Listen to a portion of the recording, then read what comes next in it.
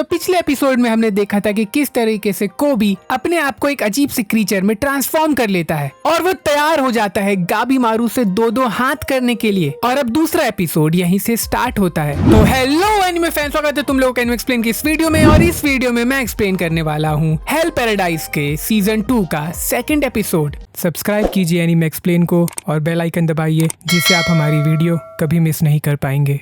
तो जिसके स्टार्टिंग में ही हम देखते हैं कि किस तरीके से कोबी गाबीमारू के ऊपर बहुत ही ज्यादा भारी पड़ जाता है और गाबीमारू उससे लड़ने के लिए अपने फ्लेम निंजित्सु को यूज भी करता है, लेकिन फिर भी वो कोबी के सामने टिक नहीं पाता। और फिर हम देखते हैं कि कोबी उसे इतना पीटता है कि उसके मुंह से खून निकलने लग जाता है। और ये देख करके टामिया गाबीमारू के बारे में बोलता है कि आखिर इसे हो क्या गया है, ये अपना वो टाओ फाओ क्यों नहीं यूज करता है। जिस पर मेई अपने छोटे से शब्दों में ये बोलती है वैसा नहीं कर पा रहा है क्योंकि वो भूल चुका है। और हमने देख रखा है कि किस तरीके से उसका सर के ऊपर का टाओ गायब हो चुका है, तो वो लगभग हर चीज ही भूल चुका है। तो वो बेचारा कैसे ही टाओ को यूज कर पाएगा। और यहाँ पर गाबीमारू कोबी को देखकर अपने मन में बोलता है कि इसे हराना बहुत ही ज्यादा मुश्किल है और अगर मैंने अपने एसिडिक ब्लेज को दोबारा यूज किया तो मैं ही मर जाऊंगा। और फिर वो कुछ सेकंड तक हेजिटेट करता है और वो सोचता है कि अरे छोड़ो, मेरे पास खोने के लिए है ही क्या। और जैसे ही वो ये सोचता है, इतने में ही हम देखते हैं कि उसकी वाइफ का एक हाथ उसके कंधों पर आता है। और या तो ये उसकी इमेजिनेशन हो सकती है और या तो फिर उसकी वाइफ भूत बन चुकी है, ये हमें नहीं पता,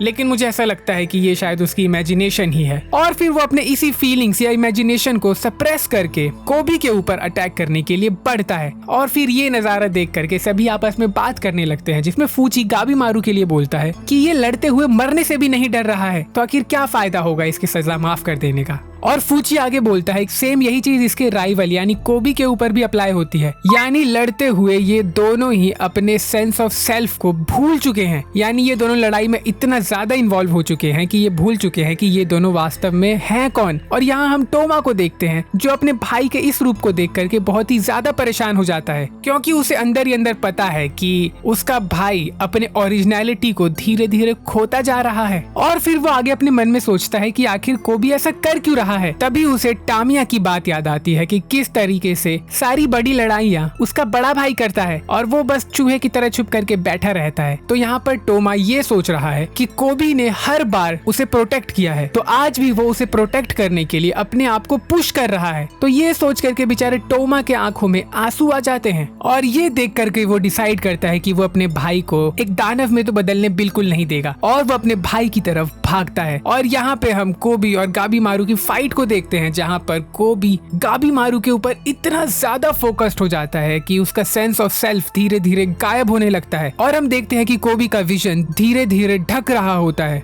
और इतने में ही जब उसका कॉन्शियसनेस दोबारा आता है तो वो ये देखता है कि उसने अपने भाई के ऊपर ही अटैक कर दिया है और टोमा बहुत ही ज्यादा इंजर्ड होता है। और यहाँ पे सीन थोड़ा सा इमोशनल हो जाता है, जहाँ पर टोमा रोते हुए ये बोलता है कि उसे अब तक लग रहा था कि वो दोनों एक टीम है, लेकिन उसे अब ये रियलाइज हुआ कि वो सिर्फ एक बर्डन है, क्योंकि सारी की सारी लड़ाइयाँ सिर्फ कोबी लड़ता है। और क्योंकि उसे अपने साथ साथ टोमा को भी बचाना पड़ता है, इसीलिए उसे अपने आप को बहुत ही एक्सट्रीम लेवल तक पुश करना पड़ता है। और आगे वो ये बोलता है कि अब वो ऐसा नहीं चाहता है। और वो रोते हुए ये भी बोलता है अगर तुम मेरी बात सुन पा रहे हो तो प्लीज वापस आ जाओ। और उसकी ये बात सुनकर हम देखते हैं कि कोबी अपने सेंसेस में वापस आ जाता है। और तभी गाबीमारू देखता है कि ये बहुत ही अच्छा मौका है और वो उन दोनों यानी कोबी और टोमा को खत्म करने के लिए उनकी तरफ तेजी से बढ़ने लगता है। तभी मेई उसे ऐसा करने से रोकने लगती है और वो अपने टूटे फूटे शब्दों में ये बोल रही होती है कि तुम्हारा टाओ बहुत ही कमजोर है और अगर तुमने ऐसा कुछ किया तो तुम मर जाओगे। और हम ये भी देख पाते हैं कि किस तरीके से उसके टाओ में, या शायद वो एस्ट्रल बॉडी हो सकती है, कुछ भी हो सकता है। और यहाँ पे वैसे हम एस्ट्रल बॉडी बोलेंगे,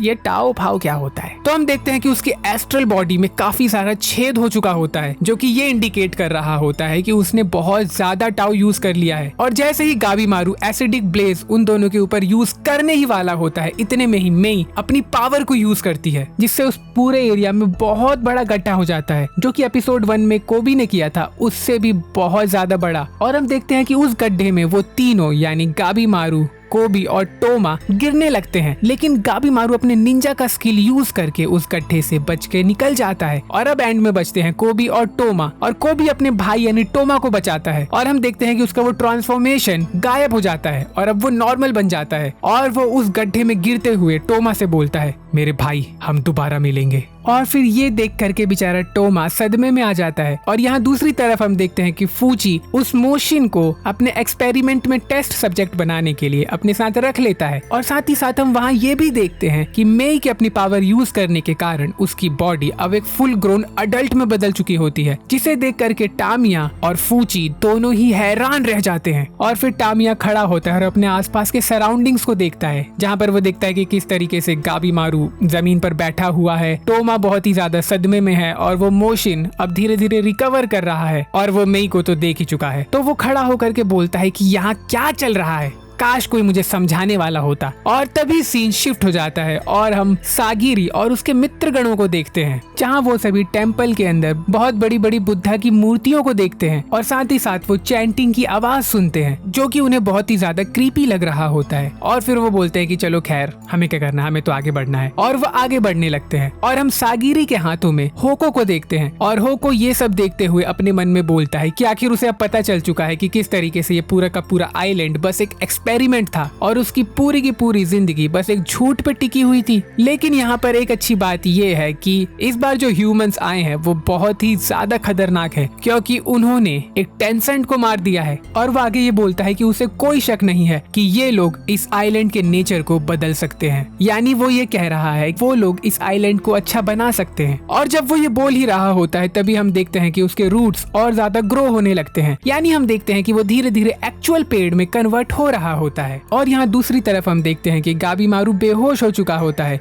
जिसे टामिया अपने हाथों में हाथ तो वैसे उसका है नहीं, हुक बोल सकते हैं, अपने हुक में उठा करके लेके चल रहा होता है। और फूची ने टोमा को बंदी बना लिया होता है। और जब वो आगे बढ़ ही रहे होते हैं इतने में ही वो सभी टकराते हैं सागिरी और उनके मित्रों से, यानी उन सभी का महामिलन हो जाता है ये। और फिर उसके बाद वो दोनों ही ग्रुप एक दूसरे को देख करके बहुत ज्यादा कंफ्यूज हो जाते हैं, जैसे कि सागिरी मेई और गाबीमारू की हालत देख करके हैरान रह जाती है और वो फूची को देखती है और फूची एक बोलते हुए पेड़ को देख करके हैरान रह जाता है। और फिर वो पूरा का पूरा ग्रुप ही आपस में अपने अपने डिटेल्स को शेयर करते हैं, जिसके बाद फूची को ये पता चलता है कि किस तरीके से बेचारा सेंटा और बाकी के लोग मारे जा चुके हैं। और वो सेंटा की कब्र के पास जाकर के अपने पुराने समय को याद करते हुए बहुत ही ज्यादा रोता है। और यहाँ दूसरी तरफ टामिया और शीनो के बीच में कन्वर्सेशन होने लगता है, जिसमें शीनो ये बोलता है कि उसे विश्वास ही नहीं होता कि 3 दिन में इतने सारे लोग मारे जा चुके हैं। और टामिया बोलता है, देखो दोस्त, हम पहले से ही एक दूसरे को मार रहे थे, तुम्हें क्या लगा हम इस आइलैंड से दोस्ती करते हुए निकल जाएंगे? और शीनो बोलता है कि हाँ, मुझे लगा तो ऐसा ही था। और ये सुनकर के टामिया टोमा की तरफ इशारा करते हुए बोलता है, और इसके बारे में क्या, तुम इसे क्या बोलोगे? ये एक सांप है जो तुम्हारे बीच में रह रहा है और मैं बहुत ही दयालु हूँ जो मैंने इसे छोड़ दिया, तो अगर तुम चाहो तो मैं तुम्हारे इस बोझ को हल्का कर सकता हूँ दोस्त। और ये बोल करके वो अपने स्वॉर्ड को निकालता है, लेकिन इतने में ही सागिरी उसे रोकते हुए बोलती है कि वो अब किसी और को मरने नहीं देगी। और ये बोल करके वो अपने स्वॉर्ड को निकालने के लिए तैयार हो जाती है। और ये देख करके टामिया बोलता है कि तुम्हें बहुत जिगरा है बच्ची। और इसी बीच यूजुरिहा बोलती है कि देखो, लड़ाई झगड़ा छोड़ो, पहले गाबीमारू को देखो, इसकी हालत कुछ ठीक नहीं लग रही है। और फिर वो सभी के सभी आपस में बात करने लगते हैं कि आखिर गाबीमारू को हुआ क्या है। और शीनो ये देखता है कि किस तरीके से उसने अपने टाओ को बहुत ही ज्यादा यूज कर लिया है। वैसे वो ये चीज देखता नहीं है, सेंस करता है, लेकिन जो भी है, तो वो देखता है कि किस तरीके से उसने अपने टाओ को बहुत ही ज्यादा यूज कर लिया है, जो कि उसके लाइफ के लिए बहुत ही ज्यादा खतरनाक हो सकता है। और जैसे ही सागिरी उसके पास जाती है इतने में ही वो कॉन्शियसनेस में वापस आ जाता है। और फिर वो अपने सामने और भी लोगों को देखता है जिन्हें वो नहीं जानता है, तो वो सोचता है कि अब वो क्या करे। और फिर सागिरी उससे बोलती है कि किस तरीके से उसका खून बहुत ही ज्यादा बह चुका है, तो सागिरी को उसके चोट को चेक करना पड़ेगा। और ये सुनकर के गाबीमारू उसे ऐसा करने से मना कर देता है और वो काफी रूड बिहेव करने लगता है। और उसकी ये हरकत को देख करके सागिरी को कुछ अजीब सा लगता है और वो गाबीमारू से पूछती है, मुझे बताओ कि तुम कौन हो? जिस पर वो बोलता है कि वो गाबीमारू द हॉलो है।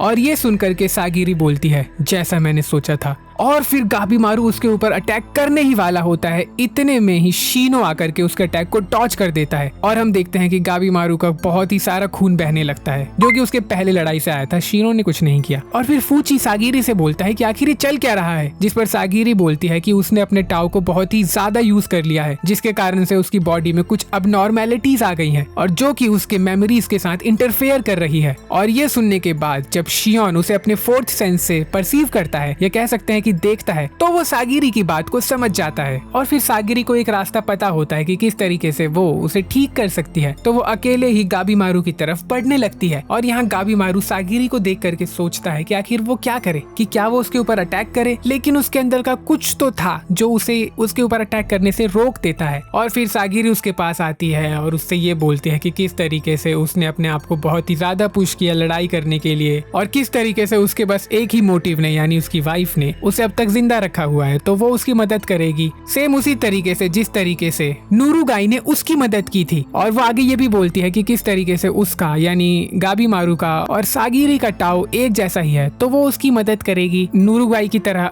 हक करके। और वो उसके टच करने की कोशिश करती है लेकिन गाबीमारू उसे ऐसा करने नहीं देता और जब वो बार बार ऐसा करती है तो जाहिर है गाबीमारू ऐसा नहीं करने देता और फिर वो गुस्से में आकर के उसे जमीन पर पटक देती है और उसके ऊपर बैठ करके बोलती है कि मैं तुम्हारी मदद करना चाहती हूँ। और ये बोल करके हम उसके चेहरे पर थोड़ी लालिमा देखते हैं जो कि सामान्य पवित्र भाव को तो प्रदर्शित नहीं ही करती है एनीमे में। और फिर ये देख करके टामिया बोलता है कि ये क्या कर रही है, क्या ये बोचू जुत्सु है, यानी कि वो जो टेंसेंट्स जो अपना टेक्निक यूज करते हैं उसे बोचू जुत्सु कहते हैं। तो टामिया बोलता है कि क्या ये खुले में ये सब करेंगे, इनके माँ बाप कहाँ हैं? जिस पर मेई बोलती है कि नहीं ये बोचू जुत्सु तो नहीं है लेकिन थोड़ा सा सिमिलर है। और जाहिर है कि वो अपने फिर से टूटे फूटे शब्दों में ही बोलती है। और फिर जैसे ही सागिरी ऐसा करती है गाबीमारू को ये फील होता है कि उसकी स्ट्रेंथ धीरे धीरे वापस आ रही है और फिर उसे सारा का सारा पास्ट याद आ जाता है।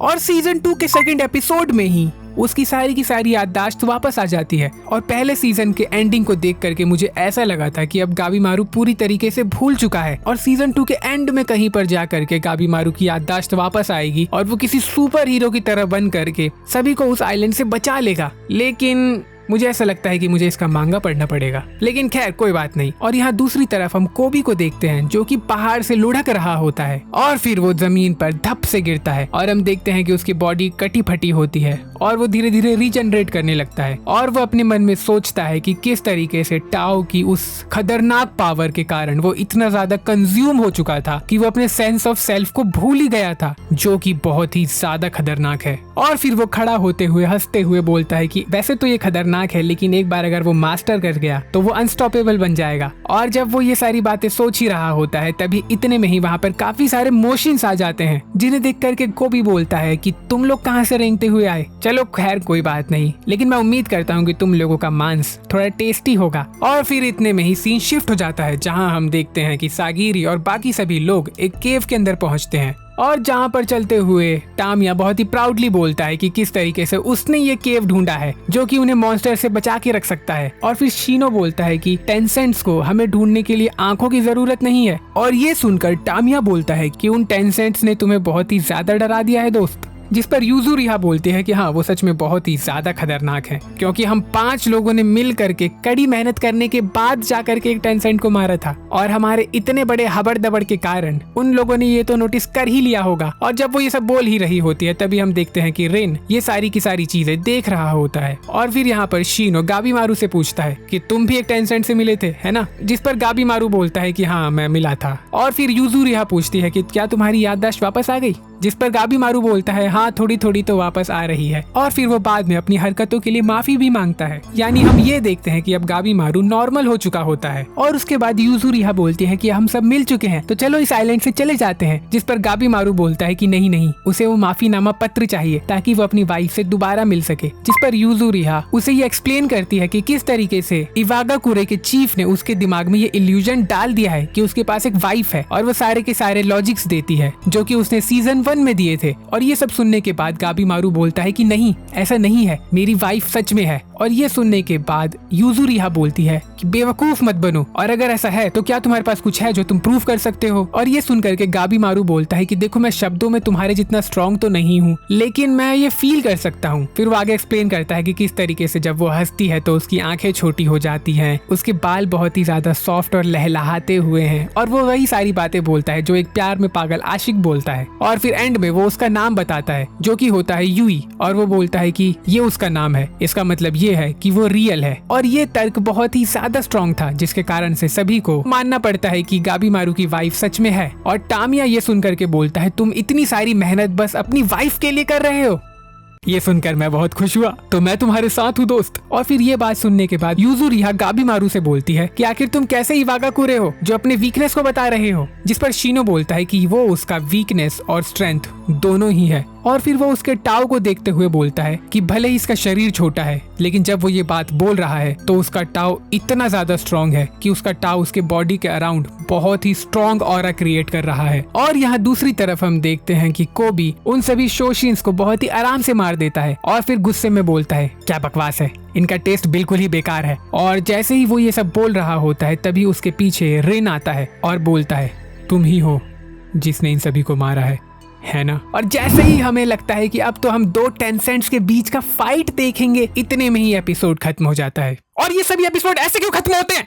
लेकिन खैर क्या कर सकते हैं, उन्हें भी तो सस्पेंस बनाए रखना है। तो यही खत्म होता है ये एपिसोड। आई होप तुम्हें अच्छा लगा। तुम इस वीडियो को लाइक कर सकते हो, चैनल को सब्सक्राइब कर सकते हो, इसे शेयर कर सकते हो। और मैं मिलता हूँ तुमसे अगली वीडियो में, तब तक के लिए पीस।